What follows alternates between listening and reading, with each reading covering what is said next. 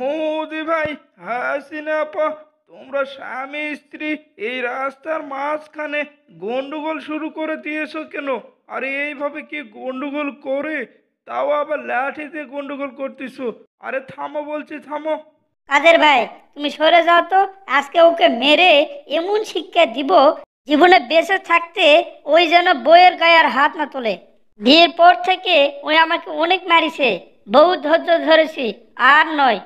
এই মুদি, এই তুই আমাকে আবার মারবি?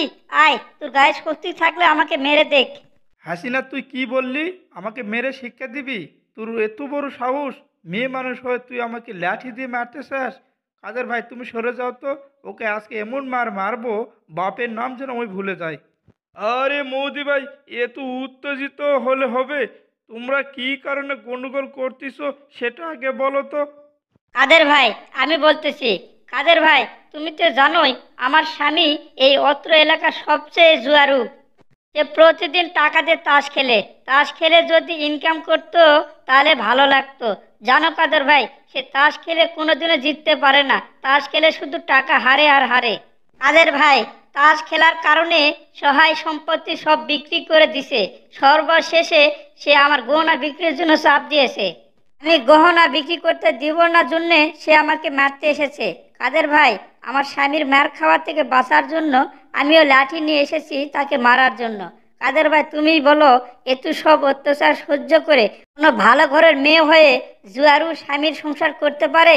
কাদের ভাই, তুমি আমার স্বামীর একটা উপযুক্ত বিচার করে দাও, তা না হলে ওকে ডিভোর্স দিয়ে আমার বাপের বাড়ি চলে যাব। মোদি ভাই, এ আমি কি শুনলাম?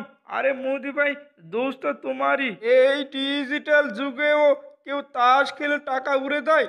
তুমি এখনো বোকায় আসো মোদি ভাই। আরে তোমার বউ তো তোমার ভালোই চেয়েছে, তুমি খামাখা না বুঝে তার সাথে ঝগড়া করতেছো। মোদি ভাই, তাস খেলা ভালো না। এখনো সময় আছে, তাস খেলা ছেড়ে দিয়ে বউ নিয়ে ভালো করে সংসার করো, নয়তো তোমার বউ তোমাকে ছেড়ে চলে যাবে। কাদের ভাই, আমি আমার ভুল বুঝতে পেরেছি। আমি আজ থেকেই তাস খেলা ছেড়ে দেব। দর্শক শ্রোতা, আপনারা যারা ভিডিওটি দেখতেছেন, আপনাদেরকে বলতে চাই, টাকা দিয়ে তাস খেলা খুবই খারাপ ও জঘন্যতম কাজ। তাই আসুন আমরা নিজেরা তাস খেলবো না এবং অন্যদেরকে তাস খেলতে দেখলে নিষেধ করব।